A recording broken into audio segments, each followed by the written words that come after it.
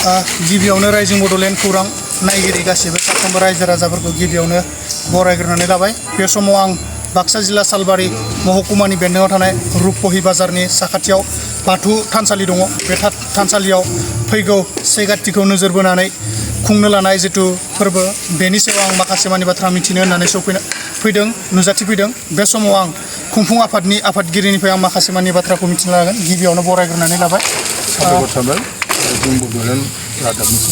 नोंथांमोना नैबे समाव मोनसे 8 साननि हाबाफारि लादों, बेखौ माबादि रोखोमै लानाय जादों आरो माबोरै खुंगोन बेनि सायाव बुंनाय जायो। जोङो रुपहि दुलाराय बाथौ गौथुम बाथौ जथुमनि जिथु बोसोरारि जथुम्माजों लोगोसे खुंगा नैथि से काति माइनाव फोरबो फालिथायखौ आरो लोगोसे मेला दं। बे मेलाखौ जोङो गाजा गोमजायै फालिनो लानाय जादों 8 साननि हाबाफारि लानानै। बिनि आगोलाव जों थांनाय बोसोराव 10 सान लानानै बे फोरबोखौ फालिदोंमोन। एबारै जोङो फैगौ 10 अक्ट'बरनिफ्राय 18 अक्ट'सिम 8 साननि हाबाफारि लानानै बायदि रोखोमनि हाबाफारिजों जोङो बेखौ खुंनो लानाय जादों। बेयाव गिबियावनो 11 अक्ट'बर खालि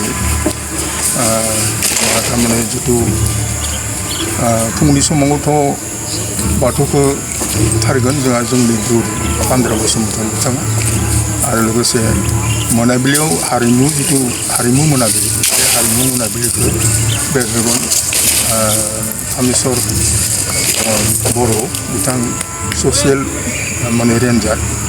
ससियेल फरेस्टनि रेन्जार बिथाङा, आरो बिथांजों लोगोसे फैफानानै बे हारिमु मोनाबिलियाव मेथाइ खनगोन उषा रानि सुस्मिता गयारिया मेथाइ खनगोन। बेनि उनाव 12, 13, 14 आरो 15 अक्ट' खालि फुंनि 9 रिंगानिफ्राय बे सानब्रै हाबाफारियाव जोंहा सालबारि जिल्ला दुलाराय बाथौ गौथुमनि सिङाव थानाय जिबिलाक बियाब दं, बे बियाबनि जिथु आर'ज हान्जानि बादायलायनाय जागोन। बे मोनसे बे सानब्रैया। आरो बेनि उनाव जोङो फैनानै दङ जोंहा उषा रानि ब्रह्म, बे मेथाइ खनगिरि हारिमु मोनाबिलियाव। दा बिदिनो जोङो आरोबाव 13 हारिमु मोनाबिलियाव दं मिनिबाला नार्जारि, जांगिला बसुमतारी, आरो 14, 15, 16 बे सानथामाव सानफ्रोमबो थारमाने ख्रिस्टि आफाद मोसानाय दङ। आरो ओमफ्राय 16, 17, 18 खालार खालि बेलासियाव ख्रिस्टि आफाद थागोन। ओमफ्राय 16 खालार खालि जोंनि बे ओनसोलनि जिबिलाकनिखि रिंगु दामसा गोरों मोसानाय मुसुरनाय बायदिसिना मोसानाय जागोन। आरो लोगोसे जोबखालि जोंहा फुकन बर' मुंदांखा बिथाङा थारमाने हारिमु मोनाबिलियाव बाहागो लाफैगोन। बेनि अनगायैबो जों बे प्रग्रामाव गेजेर गेजेर जोंहा धोरोमनि सोमोन्दै सावरायलायनाय जागोन। आरो 11 अक्ट'बर खालि जोंहा दुलाराय बाथौ गौथुमनि बिथोन बादियै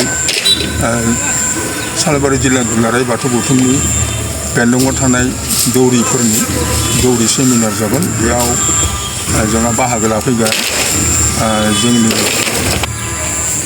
मुस्रि बशिष्ठ बसुमतारी, मिरुनि दुलाराय बाथौ गौथुम, आरो मुलुगमुं बुहुम बसुमतारी, लोगो लिंथुमबुरि मिरु दौरि आफाद दुलाराय बाथौ गौथुमनिफ्राय फैनानै बिथांमोना आसार खान्थिनि सोमोन्दै जेरै बांद्रा आसार आरो हाबा आसारनि सायाव दौरिफोरनो सेमिनार होनाय जागोन। बे बेलायाव नोंथांमोना माखासे मानि हाबाफारिफोरखौ लाबाय। बे बेलायाव बाथौ धोरोमनि जानानै नोंथाङा रायजो राजानि गेजेराव मा मेसेज होनो सानो जेनेबा खुंफुंनायखौ लानानै जेनेबा बे खुंफुंनायनि दारै जोङो जोंनि बर' माहारिनि जिथु बाथौ धोरोम बेखौ जोङो थारमाने गोसारहोनो थाखाय जोङो बे हाबाफारिखौ लानाय जादों। जिहेतु जे बाथौ धोरोमानो जाबाय जोंनि बर' हारिनि मोनसे सोदोमस्रि। गतिके बेनि दारै बेयाव जेरैहाय अख्रां सान बार दै हानि जिथु मोनबा गोहोमा दं बेखौ जोंहा सिजौ बिफाङावनो मोननाय जायो।